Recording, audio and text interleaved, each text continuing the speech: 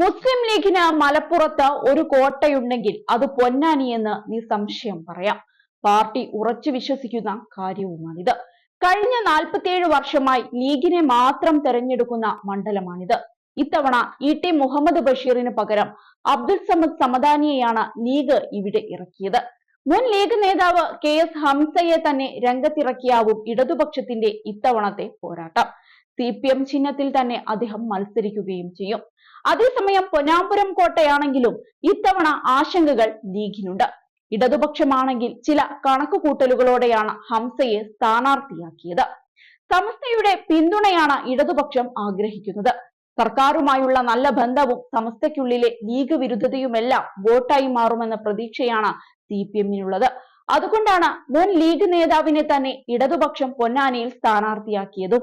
കേരളത്തിലെ മുസ്ലിങ്ങൾക്കിടയിലെ ഏറ്റവും വലിയ സാമുദായിക സംഘടനയാണ് സമസ്ത. മുസ്ലിം ലീഗിന്റെ പരമ്പരാഗത വോട്ട് ബാങ്ക് കൂടിയാണിത്. ലീഗിന്റെ വമ്പൻ വിജയങ്ങൾക്ക് പിന്നിൽ എപ്പോഴും സമസ്ത എന്ന വലിയൊരു ശക്തിയുടെ സാന്നിധ്യം ഉണ്ടാവാറുണ്ടായിരുന്നു. പൊതു സ്വതന്ത്രൻ എന്ന സ്ഥിരം രീതി മാറ്റിയാണ് CPM ഹംസയെ പരീക്ഷിച്ചിരിക്കുന്നത്. ലീഗിലെ അസംതൃപ്തരെയാണ് ഇതിലൂടെ ഇടതുപക്ഷം ലക്ഷ്യമിടുന്നത്. പൗരത്വ നിയമം, ഏകീകൃത സിവിൽ കോഡ് അടക്കമുള്ള വിഷയങ്ങളിൽ സർക്കാരിനൊപ്പമായിരുന്നു സമസ്ത. KM ഹംസ സമസ്തയുടെ സ്ഥാനാർത്ഥിയാണെന്ന സംസാരം പോലും മണ്ഡലത്തിലുണ്ട്. അതുമാത്രമല്ല, നിയമസഭാ മണ്ഡലങ്ങളിൽ ഇടതുപക്ഷത്തിന് ലഭിച്ചിരിക്കുന്ന ഭൂരിപക്ഷവും മുന്നണിയുടെ ആത്മവിശ്വാസം ഉയർത്തിയിട്ടുണ്ട്.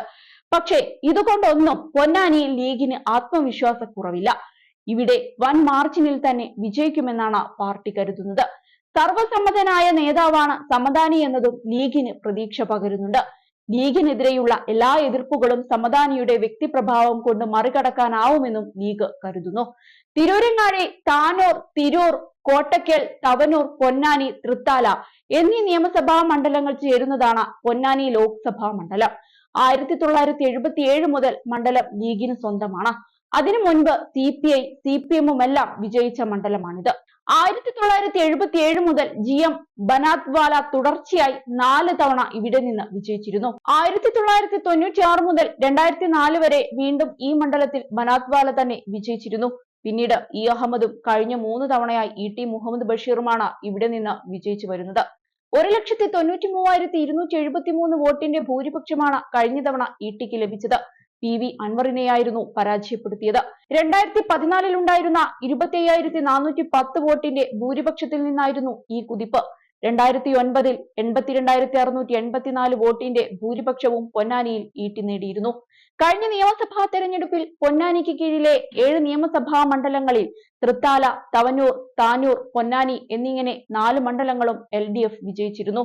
UDF-ന് മേൽക്കൈ കോട്ടയ്ക്കൽ, തിരൂരങ്ങാടി, തിരൂർ എന്നീ മണ്ഡലങ്ങളിലായിരുന്നു. പക്ഷേ ഇടതുപക്ഷം വിജയിച്ച മണ്ഡലങ്ങളെക്കാൾ കൂടുതൽ ഭൂരിപക്ഷം ലീഗിന്റെ 3 മണ്ഡലങ്ങളിലും UDF നേടിയിരുന്നു. 2004 ഇടതു തരംഗം തന്നെ കേരളത്തിൽ അലയടിച്ചപ്പോഴും ലീഗിനൊപ്പം അടിയുറച്ചു നിന്നിരുന്നു പൊന്നാനി.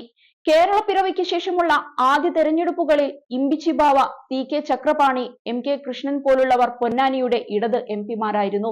2011 സെൻസസ് പ്രകാരം പൊന്നാനിയിലെ ജനസംഖ്യയിൽ 62.4% മുസ്ലിം വിഭാഗമാണ്. 37% ഹിന്ദു വിഭാഗം. 0.6% ക്രിസ്ത്യൻ വിഭാഗക്കാരാണ്. ഏതായാലും ഇത്തവണത്തെ ജയം കാത്തിരുന്ന് കാണുക തന്നെ വേണം.